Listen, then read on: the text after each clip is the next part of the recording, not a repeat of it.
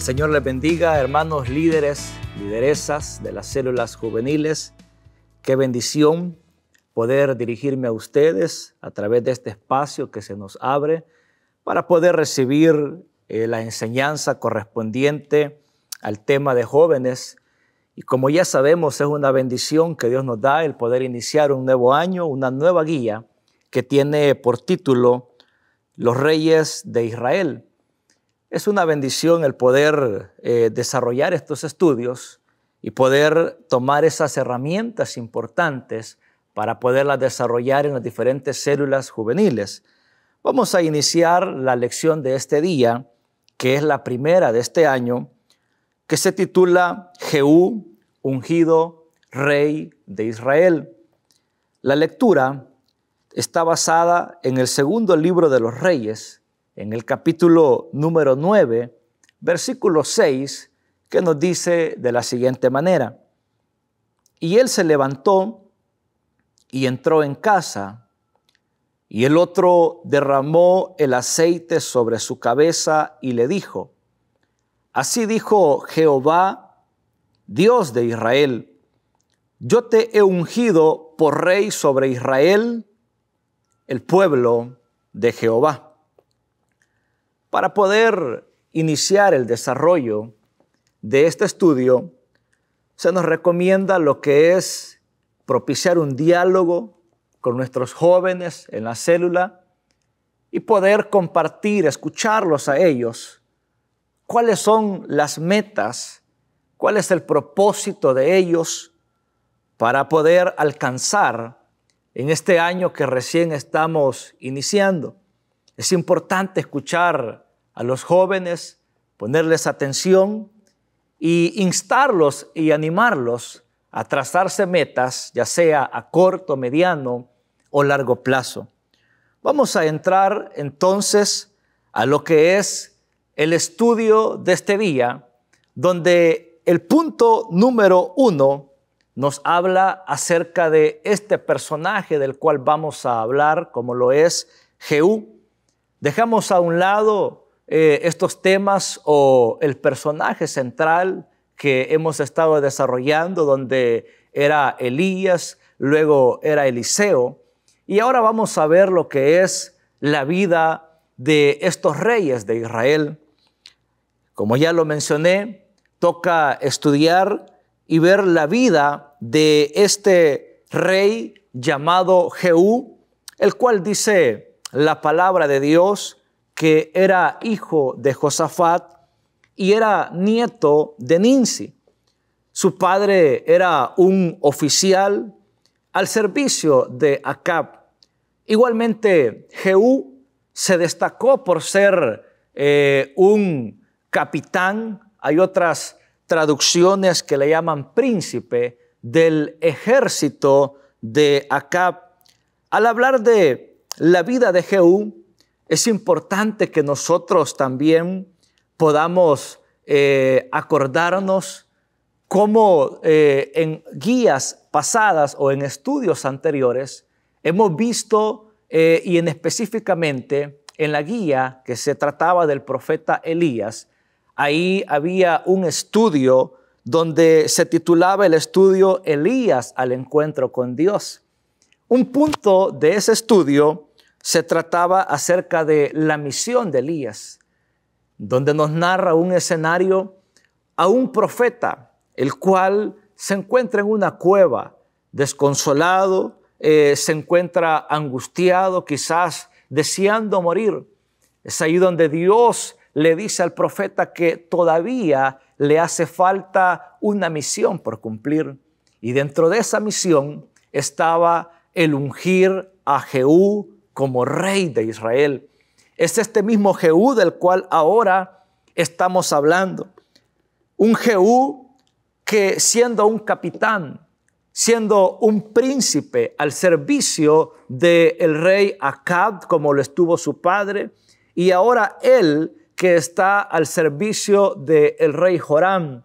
Es ahí donde Dios cambiará completamente su vida, de tal manera que en los versículos, o en el versículo más bien que dimos lectura, se nos narra que el profeta Eliseo, el hombre de Dios, envía a otro profeta, lo envía a Ramot de Galaad, donde se encuentra Jehú.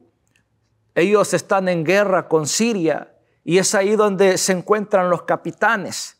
Están los capitanes del ejército de Israel y llega el profeta y le dice a los príncipes que necesita hablar con ellos. Los príncipes dicen, ¿con cuál? Y el profeta le dice, contigo, a Jehú.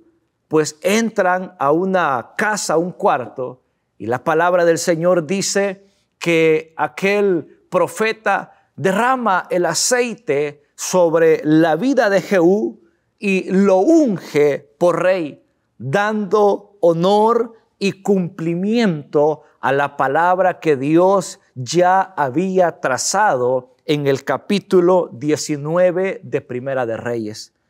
No sabemos cuánto tiempo transcurrió entre el capítulo 19 de Primera de Reyes y el capítulo 9 del segundo libro de los Reyes, donde se está ungiendo a Jehú como rey. Lo que sí sabemos es que el Dios que nosotros tenemos es un Dios que cumple sus propósitos, que cumple sus promesas y que lo está cumpliendo en la vida de Jehú. Es ahí donde entramos al punto número 2, que se titula Jehú y su propósito. Cómo este hombre, siendo un capitán, siendo parte del ejército de Israel, ahora Dios lo coloca en una posición de rey, lo coloca en una posición de autoridad, para que en esta posición de autoridad él pueda ser de provecho, él pueda ser de bendición para el pueblo de Dios. Un pueblo de Dios que había sufrido mucho con la dinastía de Acab, pues Acab había inclinado al pueblo de Dios a la idolatría, lo había inclinado a la adoración, al culto de Baal. Ahora Jorán, de la misma descendencia, de la misma dinastía de Acab, está haciendo lo mismo. Es por ello que Dios está llamando a este hombre, está ungiendo a Jehú por rey, para que con un propósito, y el propósito es que este hombre extermine con la casa de Acab y con su mujer Jezabel, pero también el propósito de Dios para con la vida de Jehú es acabar con la vida o con el culto de Baal. Vemos entonces en la palabra de Dios que había un propósito para la vida de Jehú. Y ese propósito era tal que podía afectar para bien al pueblo de Dios, que como ya lo mencionamos, había sufrido grandemente a través del culto a Baal, pero que ahora Dios está utilizando a este hombre para que este hombre vuelva el corazón del pueblo de Israel, para que lo vuelva al verdadero Dios. Lógicamente, la palabra de Dios nos muestra claramente y nos evidencia lo que Jehú hace con respecto a su misión, con respecto a su propósito. En primer lugar, ya lo dijimos, el versículo 11 del capítulo 10 del segundo libro de Reyes nos menciona lo que Jehú hizo. Dice el versículo 10, sabed ahora que de la palabra que Jehová habló sobre la casa de Acab, nada caerá en tierra, y que Jehová ha hecho lo que dijo por su siervo Elías. Mató entonces Jehú a todos los que habían quedado de la casa de Acab en Jezreel, a todos sus príncipes, a todos sus familiares y a sus sacerdotes, hasta que no quedó ninguno. Conocemos a través de la lectura de la palabra de Dios cómo se nos narra este relato de cómo Jehú acaba con la dinastía de Acab. El primer paso es matando al rey Joram, luego mata al otro rey Ocosías de Judá y también mata a Jezabel, la cual era la mujer, la esposa de Acab. También la palabra del Señor nos dice que también Jehú extermina a toda la casa de Acab. Ya dijimos en el versículo que hemos leído, dice que mató a todos sus familiares, mató a todos sus príncipes, mató a todos sus sacerdotes de tal manera que no quedó nadie de la familia de Acab. Pero también Jehú tenía un segundo propósito. Y el segundo propósito de Jehú era exterminar el culto a Baal. La palabra del Señor también nos dice que Jehú reunió a todos los profetas de Baal. Los llamó, los reunió y cuando ya ellos se encontraban reunidos, ordenó a sus guardias. Él le ordenó a sus capitanes para que estos los mataran. Y el versículo 29 del capítulo 10 de Segunda de Reyes concluye diciendo de la siguiente manera, versículo 28. Así exterminó Jehú a Baal de Israel. Así terminó o exterminó Jehú a Baal de Israel. Así terminó el culto a Baal de Israel a raíz de la acción que ejecutó Jehú para poder erradicar o exterminar esa casa de Acab y ahora el culto a Baal. Sin embargo, la palabra del Señor, así como nos muestra cómo Jehú cumplió parte de lo que Dios le había encomendado, también la palabra de Dios nos muestra que le faltó a Jehú cumplir su propósito. Si bien es cierto, él cumple su misión, pero no cumple su propósito, pues la palabra del Señor nos indica que uno de los propósitos o el propósito más principal que hacía falta en el pueblo de Dios era que su corazón estaba inclinado a Baal, era que su corazón estaba inclinado a la idolatría y tenían que volverse al verdadero de Dios, al verdadero Dios. Él tenía que llevar al pueblo a un resurgimiento para con su Dios. Pero la palabra del Señor nos muestra en el versículo 29 del capítulo 10 de Segunda de Reyes que dice: con todo eso, Jehú no se apartó de los pecados de Jeroboam, hijo de Nabat, que hizo pecar a Israel y dejó en pie los becerros de oro que estaban en Betel y en Dan. Si bien es cierto, exterminó la casa o la dinastía de Acab, exterminó a todos sus hijos, exterminó el culto a Baal, pero la palabra de Dios ratifica y nos dice que dejó en pie los becerros de oro, creyendo que con esto él agradaría a Dios. Dice la palabra de Dios que dejó en pie, no quitó aquellos becerros de oro en Dan y en Betel, sino que el culto a estos becerros de oro continuaba. No hubo un propósito concluido en el cual este hombre de Dios tendría que aprovechar esa posición donde Dios lo tenía para poder afectar directamente el corazón de estas personas, de este pueblo que estaba inclinado a Baal. Ahora Dios le estaba dando la oportunidad a este hombre de Dios para que en esa posición donde él lo tenía, él pudiera ser de bendición para el pueblo de Dios.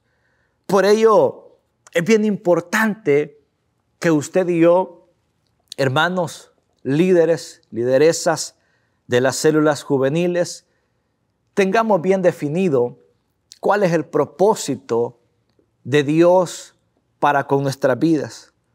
Porque cuando nosotros tengamos bien definido el propósito de Dios para con nosotros, también podremos enseñarles a los jóvenes de nuestras células cuál es el propósito que Dios tiene para con ellos y motivarlos a continuar alcanzando ese propósito y lograrlo con la ayuda del Señor.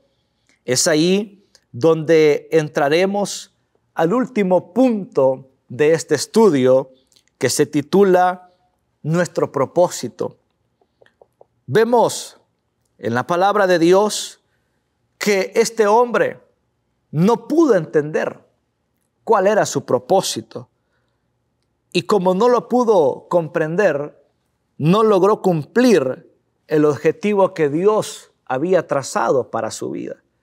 Por ello se hace necesario que podamos comprender cuál es nuestro propósito, para qué fuimos creados, por qué Dios nos tiene donde nos tiene. Es muy importante tomar en cuenta estos relatos bíblicos que están en la palabra de Dios y que a raíz o a través de ellos podemos aprender y podemos llevarlos a la práctica. Es ahí donde se hace necesario, se vuelve vital que nosotros tengamos bien definido cuál es nuestro propósito aquí en la tierra. Y cuando ya usted y yo, cuando ya nosotros como líderes juveniles, cuando ya nosotros tengamos bien definido cuál es nuestro propósito, trabajar duro para poderlo cumplir. Trabajar duro para poder cumplir ese propósito de Dios para con nosotros. Pero si nosotros todavía no sabemos cuál es ese propósito de Dios para con nosotros, lo que tenemos que hacer es preguntarle a Dios, ¿cuál es el propósito que Él tiene para con nosotros?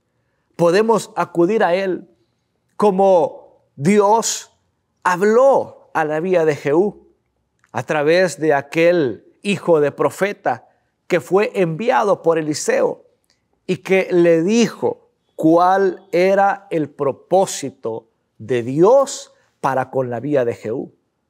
Lo que pasa fue que Jehú recibió su misión, que la cumplió, pero su propósito lo dejó a medias, lo dejó corto, no lo pudo concretar. Es necesario que vayamos a Dios, preguntémosle a Él cuál es el propósito que Él tiene para nosotros y que cuando ya sepamos cuál es el propósito de Dios para con nosotros, trabajar duro para poder desarrollar y poder concretizar ese propósito. Hacer el mayor esfuerzo por cumplir ese propósito a pesar de los obstáculos, a pesar del desánimo, a pesar de las diferentes circunstancias difíciles como jóvenes que te llegarán, a pesar del desánimo que llegará a tu vida, a pesar de las dificultades, del cansancio, de las desmotivaciones, se vuelve necesario que nos podamos anteponer a cualquier dificultad y que no olvidemos que tenemos un propósito por el cual estamos en este lugar, que no estamos al azar, no estamos a la suerte, sino que hay un propósito de Dios para nuestras vidas. Preguntémosle a Dios cuál es ese propósito. Preguntémosle a Él cuál es el propósito nuestro. Jehú no pudo cumplir ese propósito. La palabra de Dios nos dice que Él tuvo muchas oportunidades y específicamente Él tuvo 28 años, porque fueron 28 años los que Él gobernó sobre Israel. Pero en esos 28 años, Él perdió el rumbo. Él se ocupó en otros asuntos. pero no pudo hacer cumplir la voluntad de Dios, perdiendo el tiempo en otros aspectos que sí podían ser importantes, pero descuidando lo más importante, como lo era el cumplir el propósito de Dios para con nuestras vidas. Entonces, apartemos ese espacio para poder platicar con Dios. Y al poder platicar con Él, saber cuál es su propósito para con nosotros. Poder cumplir ese propósito que Dios tiene para con nosotros. Si ya Él habló a su corazón, si Él ya habló a tu vida, si tú ya hablaste con Él y Él ya te respondió cuál es tu propósito, dedicar esas fuerzas, dedicar esos recursos, esa sabiduría que Dios te ha dado para poder alcanzar ese propósito por el cual Dios te tiene aquí en este lugar. Pues sabemos que no estamos de casualidad, sino que es un propósito de Dios el que podamos estar en esta oportunidad, iniciando este año con la bendición de Dios y con la bendición de poder ser útiles, de poder ser de provecho para la gloria de Dios. En ese lugar donde te encuentras, joven, en esa colonia, en ese barrio, en ese vecindario, en ese lugar donde tú estás. Dios quiere usarte, Dios tiene propósitos para tu vida, para que puedas alcanzar a otros para Cristo, para que puedas alcanzar a otros que quizás están en riesgo de caer en las drogas, en riesgo de caer en grupos delictivos, en riesgo de tomar decisiones erróneas que traerán consecuencias negativas a sus vidas. Pero que ahora Dios te está indicando que tú tienes un propósito, una razón de ser, y que se vuelve necesario el poder dedicar nuestras fuerzas, el poder dedicar todo lo que somos, todo lo que podemos ser para la gloria del Señor, y que el Señor ciertamente bendecirá nuestras vidas cuando nosotros apliquemos nuestras fuerzas al propósito de Dios. Que Dios les bendiga, jóvenes, y nos ayude a poder ser útiles para la gloria de Él. Adelante, que el Señor les bendiga.